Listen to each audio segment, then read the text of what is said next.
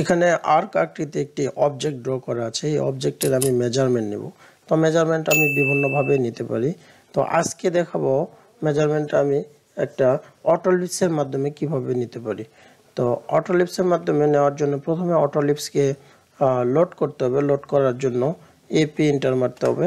মারার পরে load unload application আসবে। সেখান থেকে ডিম কার্ভ নামে একটি অটোলিপস আছে, সেটাকে আমরা লোড করে নিব, নিয়ে ক্লোজ করব। এখন আমি ডিম কার্ভ লিখব। ডিম কার্ভ অটোলিপসকে কল করব, DIMCUR, এই যে ডিম কার্ভ দেওয়ার পরে আমি এই আর্ক অবজেক্টকে সিলেক্ট করব। সিলেক্ট করার পরে আমি যদি অফসেটে চাপ দিই, অফসেটে চাপ দেওয়ার কারণই হচ্ছে এই ডাইমেনশন লাইনকে লাইন বরাবর না দিয়ে একটু সাইডে দেখাবো। দেখেন উপরে একটু সাইডে দেখাচ্ছি।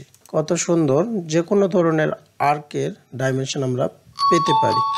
তো আরেকটি ভাবে পেতে পারি, সেটা হচ্ছে যে লিনিয়ারের মাধ্যমে। সেই ক্ষেত্রেও অটোলিপস কমান্ডটি কল করতে হবে, DIMCURV, ডিম কার্ভ।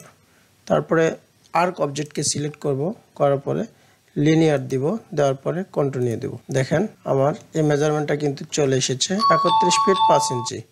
আগেরটাও 31 ফিট 5 ইঞ্চি, কিন্তু ডাইমেনশনটা আগে কার্ভ আকারে দেখাইছে আর এখন দেখাচ্ছে স্ট্রেট আকারে, কিন্তু ডাইমেনশনের ভ্যালু সেম।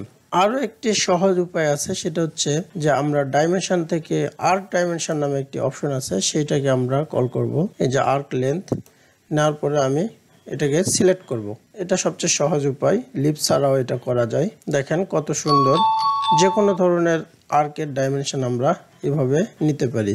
যে যেভাবে কাজ করে সুবিধা পাবে সেইভাবেই কাজ করবে, তবে যেই কাজ করতে সময় কম লাগবে সেই কাজটি আমাদের বেছে নিতে হবে। ধন্যবাদ।